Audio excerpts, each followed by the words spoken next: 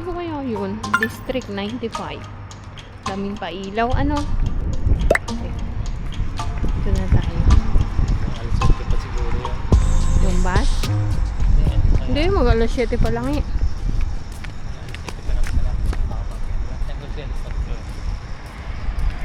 Sana may bus nga. Pero may bus ako nakita kanina eh. Meron yan. So ayan, nakalabas na kami. Bumalik ako kasi kumuha akong jacket. Mahangin pala. Kanina kasi paglabas ko nung umaga, may fog. So foggy siya. So ngayon, medyo mahangin. So kumuha ko ng jacket. And ganito ang surroundings namin pag ganitong katatapos lang ano ba ang tawag doon? Adan, no? Pagkatapos lang mag-adan, so yun na yung hudyat na sila ay kakain na, tapos na ang fasting. Kaya walang makikitang tao masyado or sasakyan na ngayon. So tingnan nyo, ang tahimik. Lakad lang muna tayo, magbabas lang kami. May bus naman kahit gantong Ramadan.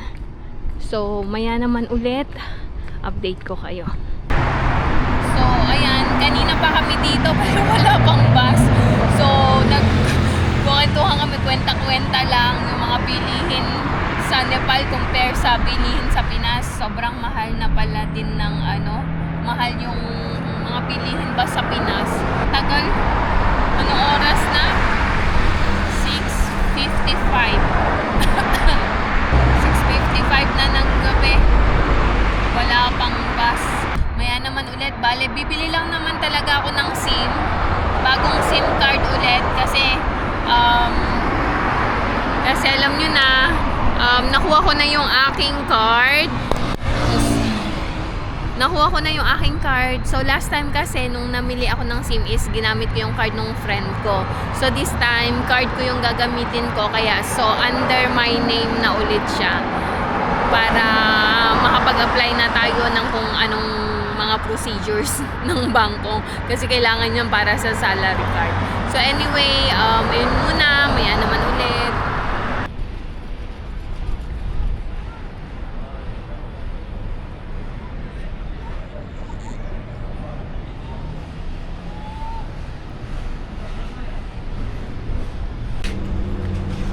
So ayan, nakapamili na kami. Hintay ko pa si Eric.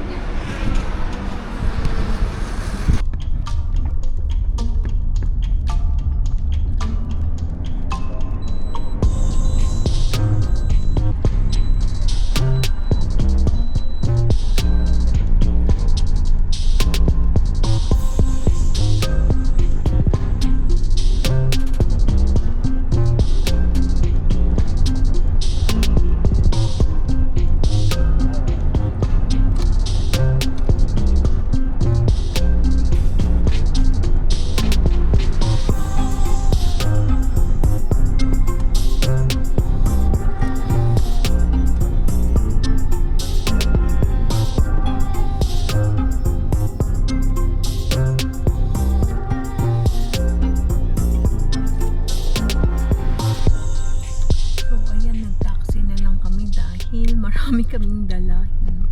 So pauwi na tayo. Ang oras ay magnanay na 8:50 na ng gabi. At least nakalabas tayo kahit papano ulit. So andito na kami sa signal.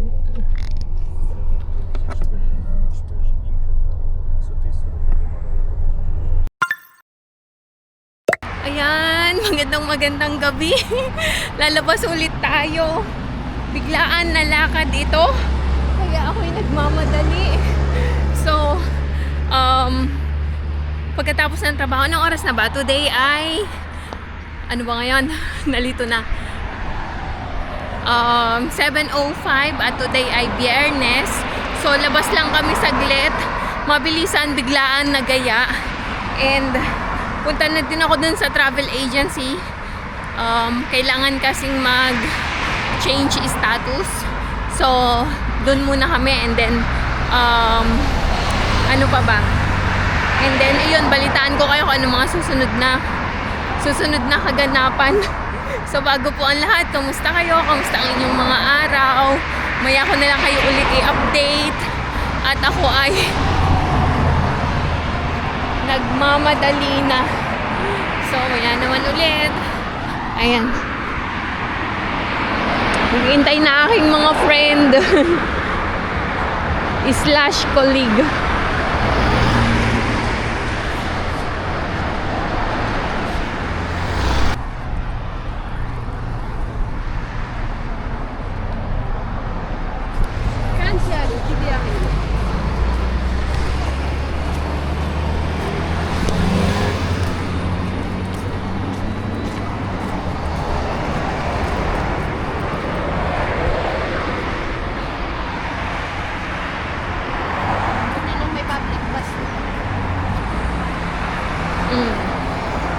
Malaking tipid na din yun. Alin? Yung public bus ba? Dati wala pa na. Dati walang bus. Hindi pa nagbabas dati, no? Reminiscing. Ay, piso. Oo, piso pa lang. Tapos wala pang card. Papel-papel lang. Coin. Coins. Bigay mo sa driver. Oo. Tapos, bago ka pumunta. Grabe ang bilis ng Develop. Mabilis dito kasi may pera sila, te. Hindi problema yung pera mo. Kaya pa. May gasolina sila.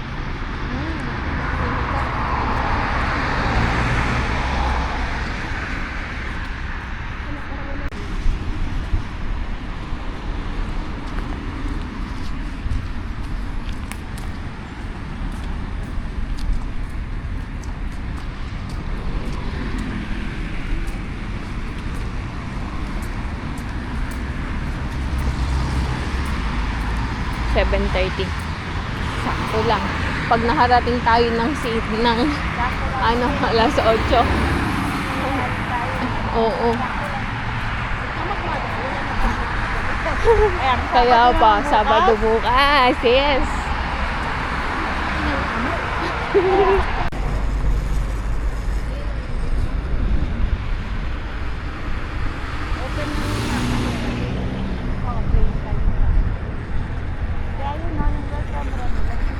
Lipat na pala kami. Diretso.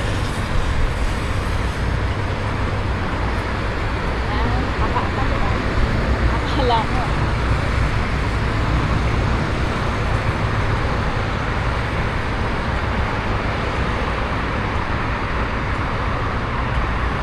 Ang ganda pagka may mga pailaw. Oo, ang ganda ng Ngayon sila nag-invest ng national din. Hindi. Wala masyado? Wala. Ay. Sabi nga naman nila, ngayon na lang.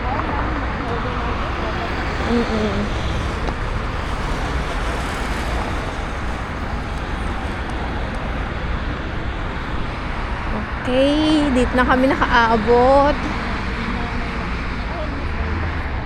Parang hindi. Hindi, diba? Oo. Bata.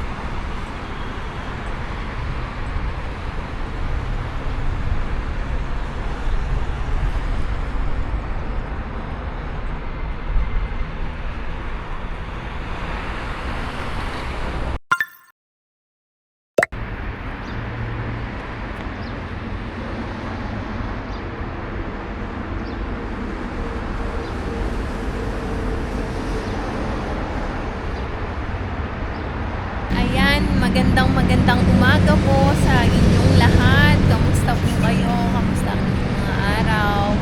So, bago ako pumasok, upo muna ako dito para makapag-chikahan sa inyo. Medyo matagal na din bago ako nakapag-upload ulit.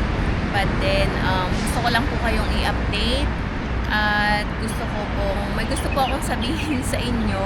Pero bago yon, alam ko na balitaan nyo po ang mga nangyayari dito ngayon sa UAE.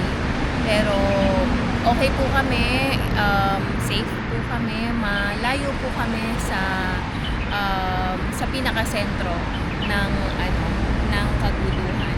But anyway, thankfully, thank God dahil so far hindi naman malaki ang damages, and thank you sa UAE dahil ayun, naprotektahan nila ang mga mamamayan dito sa kanilang bansa. And maraming salamat din po sa mga nag-message, tumawag para kumustahin ang aming kalagayan dito. So, nothing to worry po. We still feel safe and protected. So, ayun. And bago ko simulan ang aking sasabihin sa inyo, gusto ko lang din pong batiin ang mga taga Nepal ng Happy Holi, yung mga nagse-celebrate po ng Holi. Holi is Festival of Lights. So, happy Holi po sa inyong lahat. And 8:50 ng umaga. And ayun nga, napag-desisyonan ko mag-sit down vlog muna para mai-update kayo. And ayun, gusto ko lang pong ipaalam sa inyo dahil sa bagong patakaran dito sa UAE na kailangan ang lahat ng social media influencers ay may mga lisensya na. So nag-start po ito last January pa. And dahil nga dyan, ako ay napag-desisyonan ko po na pansamantala munang magpo-post or magsa-sign off sa aking YouTube channel. So, ano po yung mga dahilan kung bakit ko napag-desisyonan hindi po madali ang decision na ito dahil alam nyo na for the past few years nung nasa Nepal ako, everyday ko itong ginagawa. Pero nag-come up ako sa decision na to dahil isa na rin ang isa sa reason ang less time at wala akong masyadong mai-content, at ang pinaka main reason is dahil nga sa bagong patakaran na kailangan kumuha ng lisensya, at yung lisensya na yon ay medyo may kamahalan. So ako bilang small content creator, honestly hindi ko po afford for now ang lisensya. Kung magkano po ang presyo po, ang cost nun ay nagre-range ng 1,500 to 5,000. I think, I'm not sure, but it's around 1,500 yung minimum dirhams po iyon. And alam nyo na, yung kinikita ko naman dito is hindi ganun kalaki. So practically speaking, hindi ko pa po afford ang magka-lisensya. And of course, since nakatira ako dito sa UAE, kailangan ko pong mag-follow ng rules and regulations and laws nila. Kaya ayun po. So ayun, alam nyo na itong pag-vlog ko is isang reason, yes, kumikita ako pero hindi po ganun kalaki at hindi po iyon monthly. Gusto ko lang po talagang i-share yung aming mga kaganapan sa Nepal, yung mga aming simpleng buhay, bilang may asawang Nepali, may isang anak na talented. So ayun po, pero sadyang pag may mga pagkakataon talaga na kailangan mong mamili between the two. So masakit man po, dali lang.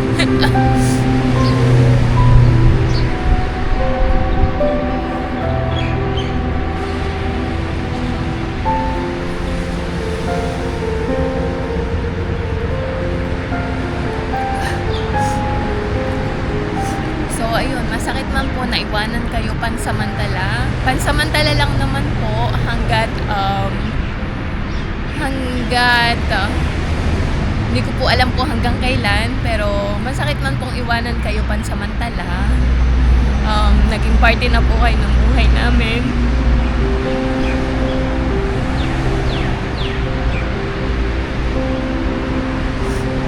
Yung bawat comment nyo, yung bawat panonood nyo. Nakakataba po ng puso yung suporta nyo.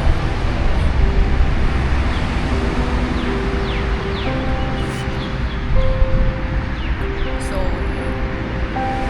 dali lang.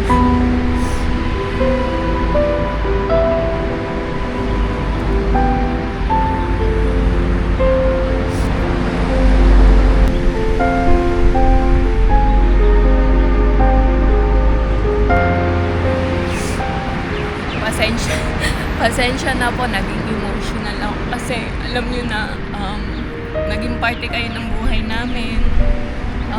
Ang bawat message nyo, ang bawat panonood nyo, yung suporta nyo for the past few years ng pagbablog ko, naging parte na kayo ng buhay namin.